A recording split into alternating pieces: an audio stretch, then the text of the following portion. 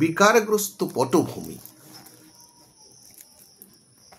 শিশু ও কিশোরদের ইচ্ছাপূর্বক বীর্যক্ষয় কখনোই প্রকৃতি অনুমোদিত হতে পারে না।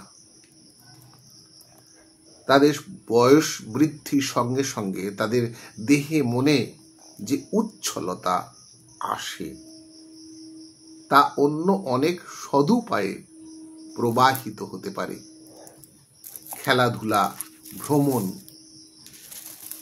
আমোদ প্রমোদ, শিল্পকলা সাধনা, উচ্চাকাঙ্ক্ষা পূরণের জন্য অদম্য কর্মশীলতা ইত্যাদির মাধ্যমে। পরে যথাকালে বিবাহপূর্বক স্ত্রী সঙ্গে পুত্র উৎপাদনের জন্য ইচ্ছাপূর্বক যে বীর্য ব্যয় তা প্রকৃতি ও শাস্ত্র অনুমোদিত। বাকি সর্বক্ষেত্রে বীর্যক্ষয় রূপ অনাচার কদাচার হল জন্মগত বা কুসঙ্গ ও কদভ্যাসজনিত কুসংস্কার।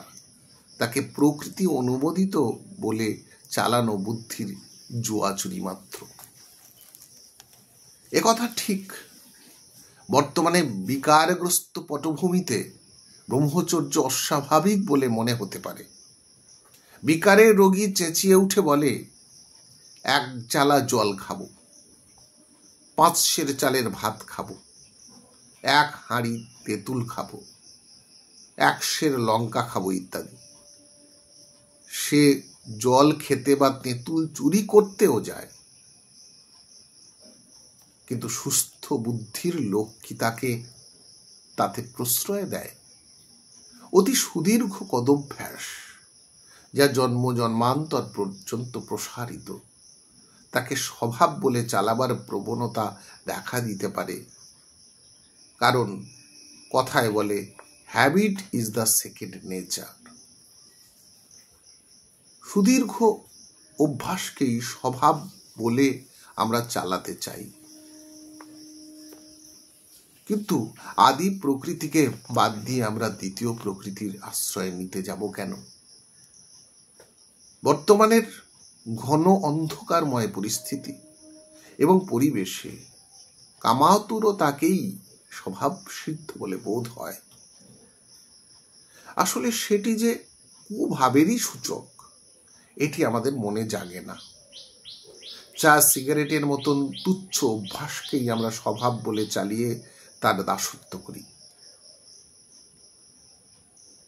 আর যে কামাচার আমাদের শত সহস্র বছর ধরে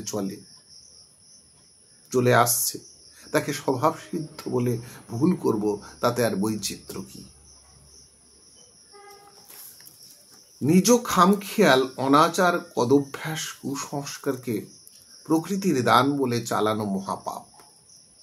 তাহলে তো স্ত্রী পুরুষের যখন তখন যত্রতত্র পাত্রাপাত্র নির্বিশেষে মিলনকে, যা আজকালকার প্রবণতা, প্রকৃতি অনুমোদিত বলে চালানো যায়।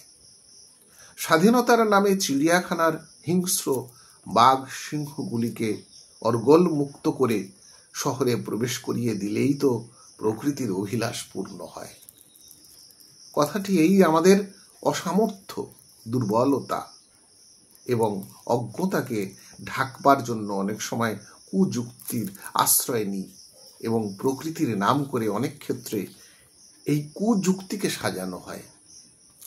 শুদ্ধ বুদ্ধি ও সাধন প্রযুক্ত অভিজ্ঞতার প্রেক্ষাপটে এ সকল কুযুক্তির দোহাই অচিরেই ছিন্ন ভিন্ন ও অসার বলে প্রতিপন্ন হয়।